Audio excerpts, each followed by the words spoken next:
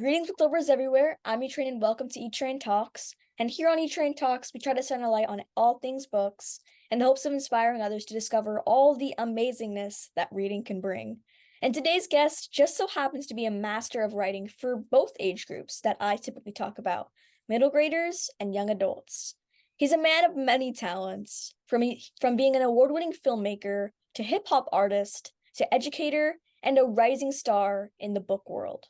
I'm so excited to introduce you all to the incredible and probably one of the coolest people I know, author Nick Brooks. Thanks so much for joining me. Oh, thank you for having me on, man. That was a great intro. Almost brought me to tears. Thanks, man. So I'm so excited to talk to you today and share your story. And to start off, for those of you who don't know, I actually had the honor of meeting Nick back in March at Teen Author Bootcamp. Nick was a keynote speaker, and after hearing Nick's speech and talking to him, I knew that I had to read his books. Started off with Promise Boys, his young adult story, his newest book, and then I moved on to Nothing Interesting Ever Happens to Ethan Fairmont, and they are both kidlit masterpieces. And I know you all will love them, especially after hearing this interview. So let's just start off with, let's go to the first question. Yeah, let's do it. So as I said, I had the amazing opportunity of meeting Nick in person at TABC, Keynote the Bootcamp. It's like the abbreviation. So I remember you sharing in your inspiring keynote presentation that your writing career actually started when you were teaching kindergartners. hmm So I'm sure everyone listening would love to know more about the story behind this. Is there anything you'd like to share? Absolutely. Yeah, I was teaching. I was fresh out of undergrad. I did a program called Teach for America, Mm. which is a nonprofit that puts young teachers into school areas where a lot of times academic performance is low. And so I was tasked with turning this class around, and I had a lot of fun. My background was in teaching middle school and high school boys. I was teaching character development before I jumped into the classroom, and so it was really fun. But one of the things I noticed off the bat was that there was vocabulary that our school wanted our kids to know that they weren't quite grappling with. So whereas like attentive, thoughtfulness, hardworking, which are all great values, but that these 5-year olds were not fully understanding. And we would do this thing where every week there will be like a kid awarded for the path kid of the week, right? Who was using all of the path values, being prepared, attentive, thoughtful, and hardworking. In my class, I'll be honest, we weren't winning. Kids from my class weren't winning very much, and so but I realized it was because they just needed the education. And so I started writing children's books that talked about those words, being prepared. What does that even look like? I created this character, Yanni, and she gets prepared for school by brushing her teeth and eating her breakfast and grabbing her book bag and getting her lunchbox, all of these things, and attentive and thoughtful and hardworking and so forth. And before you know it, my class was really starting to use the vocabulary, not just use the vocabulary, but demonstrate the traits that we were wanting them to demonstrate, right? So my principal was like, "Yo, what have you been doing?" And this is when I said, well, I just started writing these books, these kid books. And so, long story short, we ended up using the books at the charter network I was teaching at, and went on to be used by schools all across the country. And that's what really kicked off my journey of writing kid literature. Well, that is so awesome. And I love the idea of kind of adding relatability to children's stories and kind of relating it to what you're teaching them because it's so hmm important for kids to not just like hear the words, but also like kind of understand, as you said, like what hmm words and I guess what you're supposed to be taught. They need to hmm understand it like on a personal level. Yeah, they need to understand the ideas behind it, right? Not just Mhm. the words on the page. And I'll take it a step further. Something else I did, was very intentional about was making Yanni a young black girl, right? And I was teaching in the classroom with, I'd say, I want to say 100% black kids, and it was about also showing them an image that they could relate to help them make, what we call at the time text to self connections, right? And so exactly like you said, is making the stories applicable, making it relatable, and making sure that the characters are somebody that they can identify with. And I kind of took that with me into all of the different, art paths that I've been down. That's so sweet. And my next question for you is a bit about Promise Boys. Yeah. So it's your latest and, in my opinion, greatest novel. It's a murder mystery set in Washington, D.C., which I read is where you actually happen to be from. So Mhm. Yep. I'm a pretty big fan of Promise Boys, and I know a lot of other people who are as well. I mean, what's not to love? It's pretty much exactly what I wanna see from young adult stories. You have all the themes in place. I mean, it's Mhm. also a murder mystery, yet it feels so relatable, despite the fact that Mhm. I don't think some of us probably weren't involved and main suspects in murder mysteries.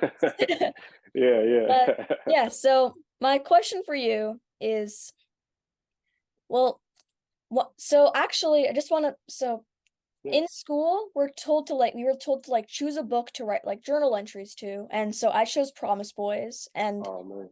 yeah, and one of the questions we were asked to answer is, like, what is the central theme of the story? Yeah. And I think that I mean, there's so many, but the one that I really chose Mhm. is, well, our 3 protagonists, JB, Trev, and, Mhm. And Ramon. Ramon? Ramon, Mhm. yeah, so they one of central themes is that they were kind of the prime suspects of the murder because of who they are or were Mm. related to, not because of necessarily like who they are on the inside, but rather on the Mhm. outside. Mhm. So, Mhm. do you think this message was important to you when writing Promise Boys? So something. Absolutely. Mhm.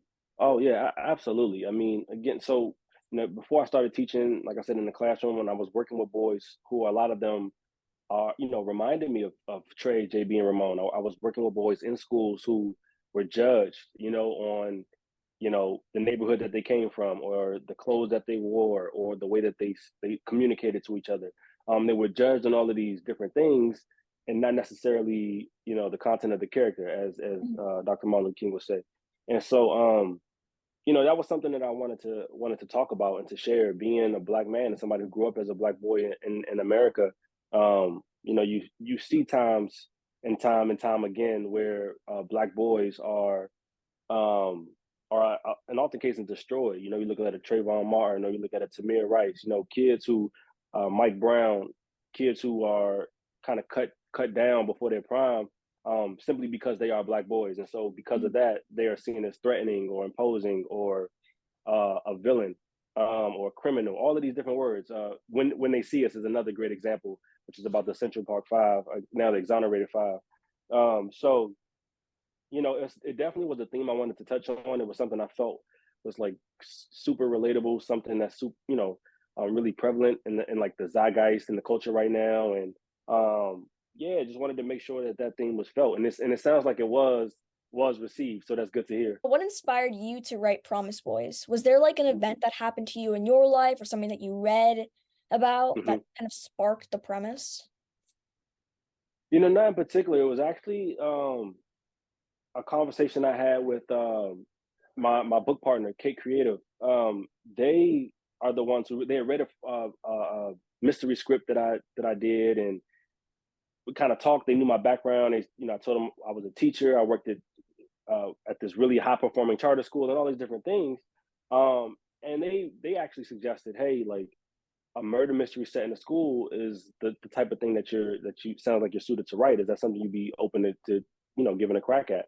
And so they had me read a book called How It Went Down, which is also a multi-perspective book that was really, really informative and helped me kind of like wrap my mind around the concept and how I wanted to tell the story. I knew I wanted it to feel like a community. Like I knew every time you enter to one of the boys' perspective, it feels like there's this community around them, because that's how I grew up in DC.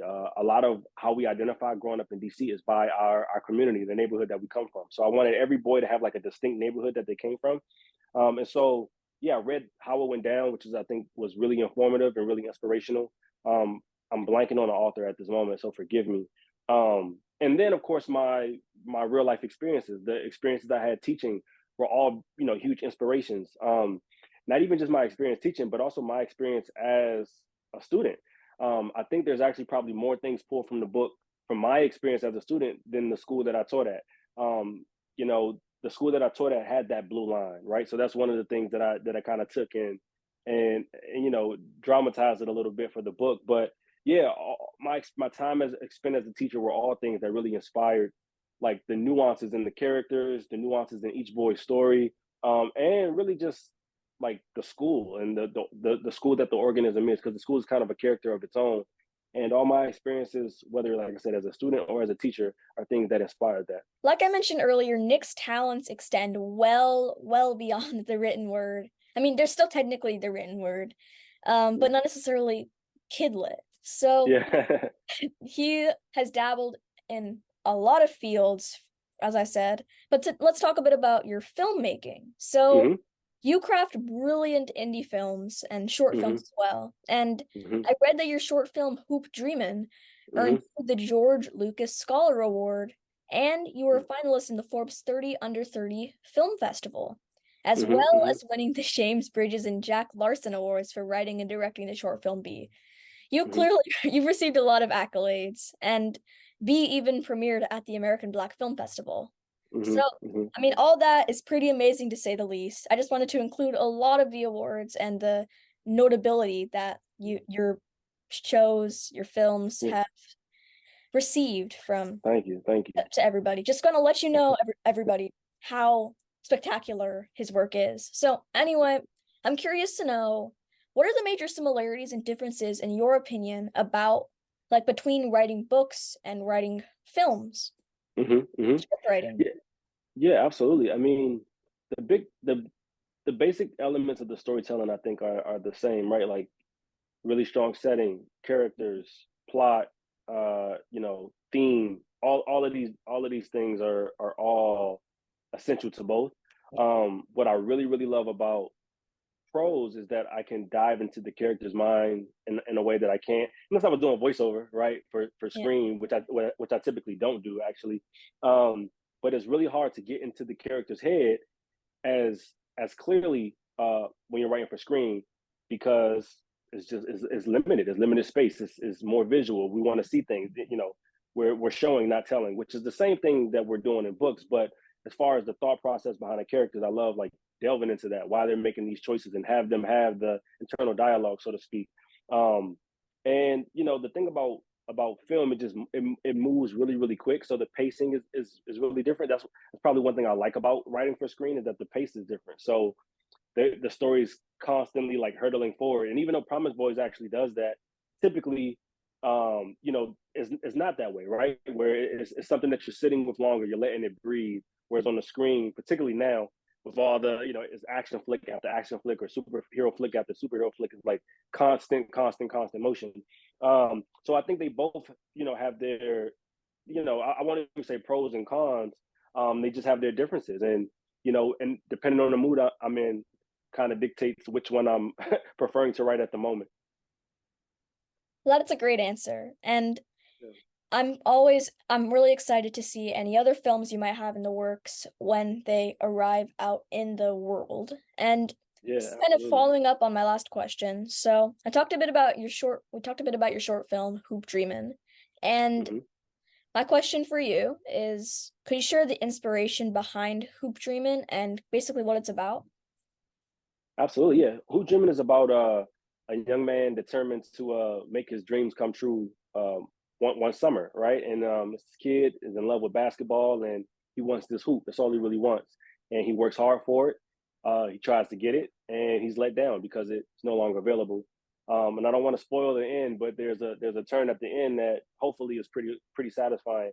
Um, and man, that was the first film I had ever made, and I made it because I was trying to get into this film school, USC, which is where I ended up going.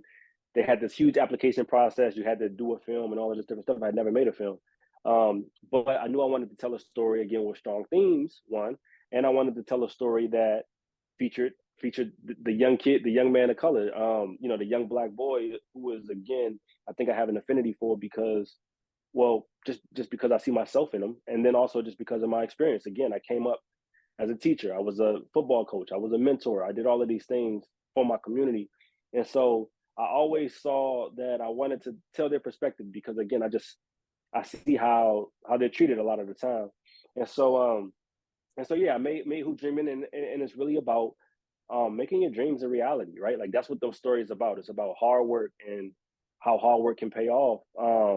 And the really interesting thing is that a lot of times it might not pay off in the way we think it's going to pay off, right? It might not happen exactly the way we think it's going to happen, but it happens. And so that's the whole thing behind Hoop Dreaming, is just hard work, man, and sacrifice. There's a moment in the story where he has to make a choice. Does he go off and enjoy the summer with his friends, or does he put in his work to get this hoop? And he makes the choice to put in the work. So that was really the central thing behind Hoop Dreaming. Well, you're making me want to watch Hoop Dreamin' again, and probably everybody listening wants to as well. So you can find it Yeah, on this website as yeah, well. absolutely, So my absolutely. next question for you is a question about your debut middle grade novel and your debut kind of novel in the young adult Hmm. slash middle grade world. It's Hmm. Nothing Interesting Ever Happens to Ethan Fairmont, which Ethan is Hmm. actually my name, so it's pretty cool. I always love Yeah, yeah, books where there's like mine. Anyway, yeah, without giving away any spoilers, can you talk a bit about Ethan's story? So weird to say yeah, my name. yeah, yeah. Ethan is a great kid, man. He's fun. He's inquisitive. He's a scientist. He's an inventor. He's an aspiring mayor. He has big dreams. And because he has all of these dreams and he kind of lives in his own world a lot of the time he's it also isolates him a little bit. He Yeah. doesn't have a ton of friends, and so he spends a lot of his time at a local abandoned warehouse where he collects all of these gadgets and things to work on his inventions.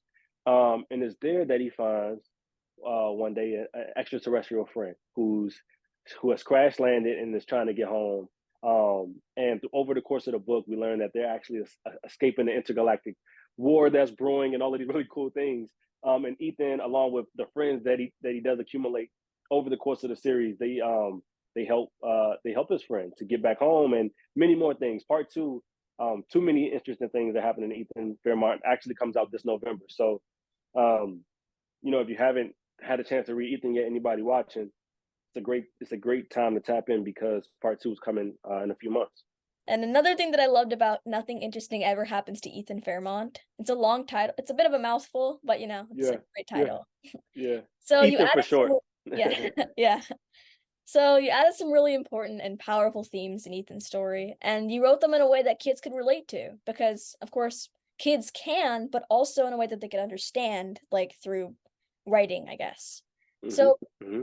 the, people love this. There's so much interesting things happening. I'm just using interesting because it's in the title. Yeah.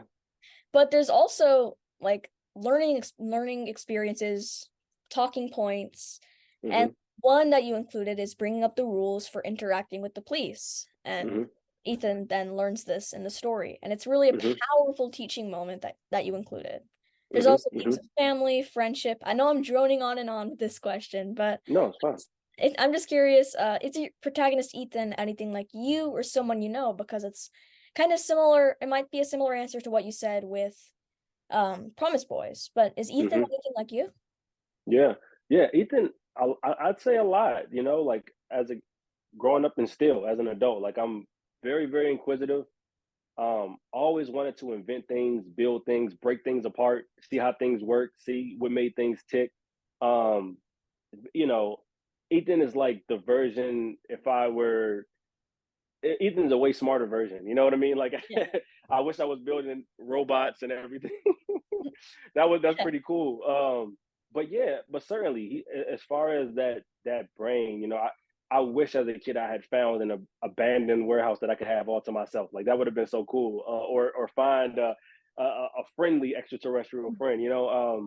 So yeah, certainly I would say Ethan. There's a lot of me and Ethan, which is why I was really like drawn to write that character because I feel like all kids have a little bit of Ethan in them, and it's just about pulling it out. Yeah. Some Yeah, people have more of Ethan than others, like people named. yeah, yeah, Do you yeah, also yeah. think that the story is kind of inspired a bit by like E.T. because it seems kind of like that A movie hundred as well? percent, 100%. Yeah, ET. Close Encounters. Hmm. I'm a huge movie buff, right? So Yeah, that's another thing with everything that I write. It has hopefully the cinematic quality and yeah, the it sharp does. dialogue and it paints a really vivid picture and it calls back to maybe movies that we've seen or movies that we love. Yeah, Yeah, that's a great quality in a lot in this story. I mean, there are a lot of great qualities, but that's just one of them. So yeah, yeah, let's talk a bit about your hip hop and the music that you write. So yeah, you go under the pseudonym Ben Kenobi, and yeah. I mean, this might either be a really like a smart question or a really dumb question. Yeah, So yeah, I'm just curious to know. Well, first of all, I'm sure everyone's thinking this. This guy is not just a filmmaker. He's not just an author. He's not just a teacher, an educator. yeah, He's also a yeah, rapper. So yeah, you yeah, just gotta take that in, everybody. This is a man of many talents that we have. yeah, So yeah, I think we're all really curious. Are you a Star Wars fan? Is that what inspired Ben yeah. to the name? Yeah, 100%. Big Star Wars fan. My dog name is Yoda, who sleep right here. It's a lot of it's crazy because even with getting the George Lucas scholarship to USC, to coming out of USC and working on season 3 of Mandalorian, you Oh know, wow. it's a lot of I have all of these like touch points with Star Wars, but certainly Ben Kenobi. Not to be fair, I chose that name as a kid. I started doing music as a kid, 14 or so, and then it kind of just stuck with me. I hadn't actually put out music in a long time. I just put out music again for the first time in 2020 when pandemic hit Mhm. because I was sitting around kind of like bored, like everybody else, trying to figure out what was Yeah. going on. So I kind of just, for me, it's all about creativity, man, and just Mhm. like it's just I love writing. I'm passionate about telling stories, um and words really make you feel a thing. And each medium, film, books, music, I can tap into different emotions, different parts of me, different experiences, different memories, and have different audiences. So Mhm. it's yeah, it's a really fun way to express myself without the pressure of trying to participate in a commerce, right? Yeah. With books or with movies, I operate at a capacity where it's all at the end of the day for commerce. It's Mhm. a company trying to look at a bottom line. Yeah. Whereas with music, it's something I can just do as a do as a hobby, and it's kind of fun. Well, it's so cool that you have all these different mediums that you can kind of channel your creativity into. You have filmmaking, you've got music, and you've got writing as well. Or I guess Yeah, you're writing all this stuff. So book writing, yeah, to be more specific. yeah, yeah, yeah, yeah. No, So absolutely. also, just Mandalorian season 3 is my favorite season, and I guess that you being there is probably one of the reasons why. No, it was a great experience. I Yeah. was shadowing the director Rick Famuyiwa and his assistant, and it was great to see how that show comes together. It's a Mhm. really really Yeah. crazy ride, and so I don't think there's a spoiler. I don't think I was the Jack Black episode and everything aired, right, and Mhm. Lizzo and all that. Yeah, yeah. Just making sure. I was like, hold on, I'm not I'm not saying anything I'm not supposed to be because sometimes I do that. But yeah, it was cool, being on set and while they were filming that and just how seeing how everything was made was really awesome. Yeah. So yeah. Well, I mean, this is kind of a bit of a I love having segues from, like, statements to questions, and Yeah. so I'm I mean, it's not really a segue because it's a completely different topic. Jack Yeah. Black is not really related to book banning, but, Yeah, yeah, yeah.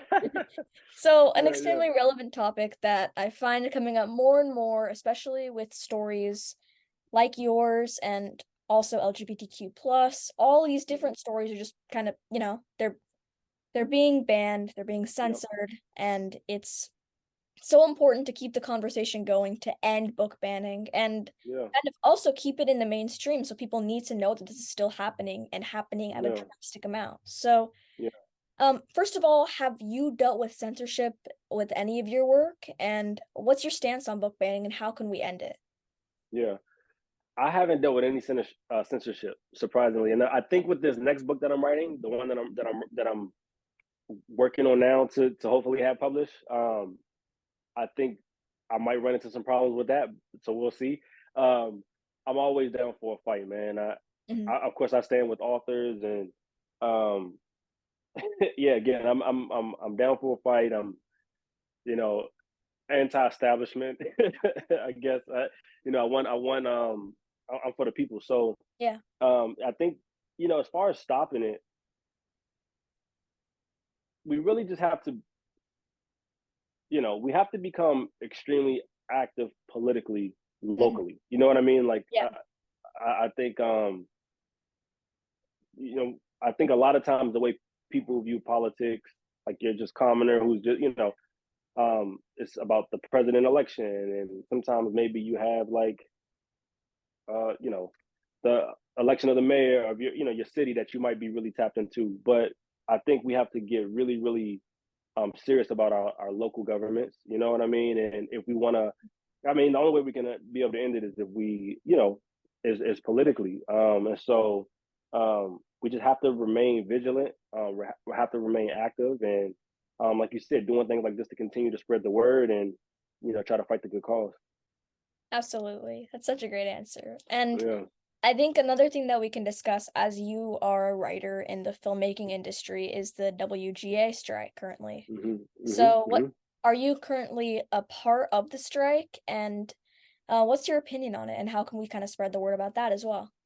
Absolutely, yeah. I am. I'm again standing in solidarity with my fellow writers, um, and it's one of those things that needs to happen because Yeah, when you look at the pay structure of streaming, is just is blatantly unfair. It's grossly unfair. When you're having writers, and then it even extends to directors, actors, all types of creative personnel who are not receiving what they're owed because TV is changing, right? TV and film is changing. The way that we consume it is changing, and so the laws need to change to keep up with technology, right? And so, I'm 100% standing in solidarity with the WGA. Pens are down, and for me, like I said, I'm writing another book anyway, so so it all kind of worked out for me. But yeah, but yeah, and as far as getting the word out there, same thing. Doing things like this, spreading the word, telling people to support, um, and just really put pressure on stakeholders. Right, these companies, hopefully, they start seeing some changes. Again, commerce changes in their bottom line, and then their constituents are like asking questions, saying, "Hey, what's happening? What's going on? We can't just have this industry stop because that's what's happening right now. The industry is it feels like it feels like nothing's happening right now. yeah. So a lot of people are really anxious. A lot of people are in tough spots, and so yeah, I'm hoping it ends soon. But Mhm. it's really no telling. Yeah, and I certainly stand with the writers as well because it's so important that writers get the pay that they deserve. They're basically it's just horrible and, as you said, gross that Hmm. the people aren't receiving what they deserve, and I Hmm. feel like that also is a topic discussed in all kinds of different mediums and society as well, like Hmm. teachers, Yeah. editors, like we saw with the HarperCollins strike as well. Yeah. Yeah.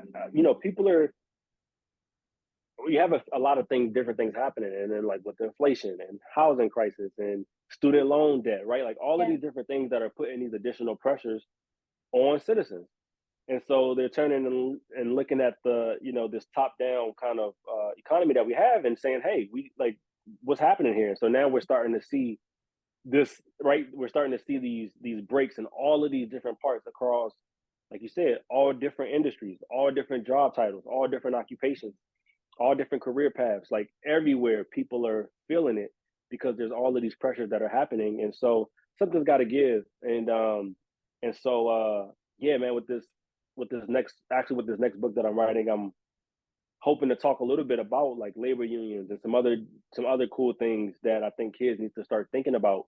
Not even just kids, young readers, and mhm, quite frankly, young adults too. Um, and so yeah, it's happening, and it's happening. There's a lot of change happening right now, mhm, but which also excites me. You know what I mean? I think that means that there's sort of a sort of revolution happening, mhm. intellectual revolution happening, and now it's just about time to put those things into practice and start getting some real change.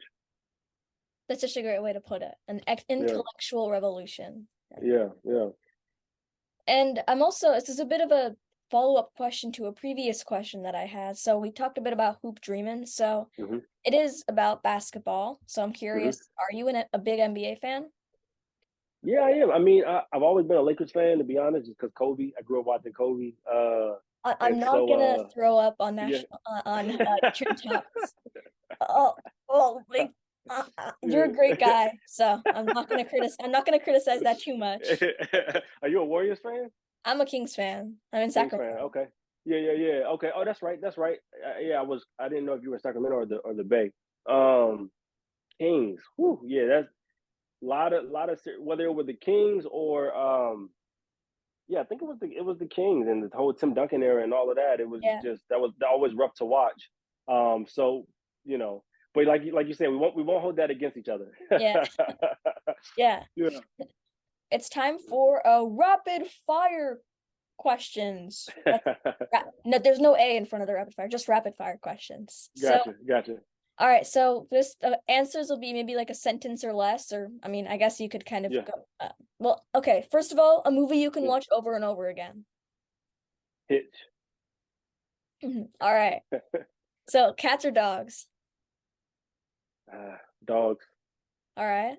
What's your favorite meal? It could, I mean, not necessarily like breakfast, lunch, or dinner, just like your favorite meal. It could be from any of them.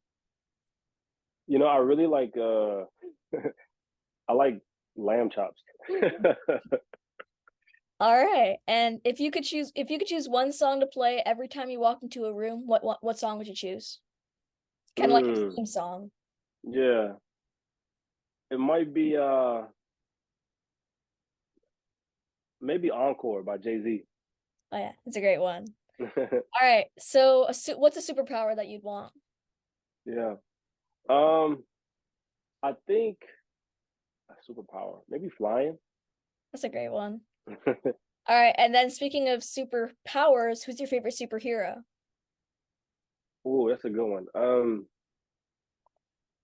gonna have to go with my childhood one, which was Wolverine. That's that's an answer that Yeah, I've not heard, but I love the answer. yeah. All right. And my final rapid fire is what are some words that you live by, or like a quote that you live by, or something? There's this quote, what is it? If the power of love overcame the love of power, man would know peace. And I'm familiar with that quote through Jimi Hendrix. And it's just something that, yeah, I think it's a powerful quote. That is one one powerful quote. You're right. So now the question that I've asked every person I've interviewed, if you could be or if you could meet any literary character, that could Hmm. be being or meeting your favorite author or favorite book character, like Hmm. fictional or real, who Hmm. would it be and why? Mm, It's a that's toughie, I know. it's really tough. You know, because there's so many great characters. Absolutely. I'm trying to go less obvious because I have some obvious ones, and I'm like, Yeah. again, I'm trying to go back to like also like childhood, Mhm. like growing up, like what that would have been for me. And growing up, there was this character that I think just for the sake of conversation, his name was John Henry. And John Henry worked on uh, the railroad. He was a steel driver, and he was said to be the fastest steel driver ever. Oh yeah, I've heard the Um, story. yeah. And one of the reasons I'm curious about it, there's some debate on if he existed, when he existed, but I like the thought of meeting somebody who really existed, just because I'd love to just get some knowledge, like Mhm. information, and so John Henry was a character that I always looked up to, and I read a lot of, again, some of the real characters. I read this story the other day about Benjamin Banneker. Benjamin Banneker is a character who was, again, another scientist, inventor, commonly known as one of the first people to make a clock, American clock, the first almanac, and he's also worked in Virginia, right outside of DC. Benjamin Banneker is somebody who I think has like a wealth of knowledge. Frederick Douglass. Really, these are people who are like they're really like African American, like um, you know, in my mind, a lot of times they're looked at as like folklore, but these are characters that also really existed. And I think any one of those I would love to meet and like just pick their brain and learn all I can. Yeah, those are three great answers, and I love what you said about like picking they're real characters, but you can Yeah. still learn a lot from them. And Yeah. so yeah, those are three perfect answers. And thank you so much for joining me on E Train Talks. It Yeah. has been a pleasure, and I'm so glad that I ended up meeting you at Another Boot Camp, and then we could have this interview because Yeah. everybody, his Yeah. stories are amazing. They are perfect reads for this summer, and Yeah. you're gonna love them. You gotta read them. Thank you so much, E-Train. I really appreciate the interview and the great convo as always. And please keep in touch and I'll see you soon.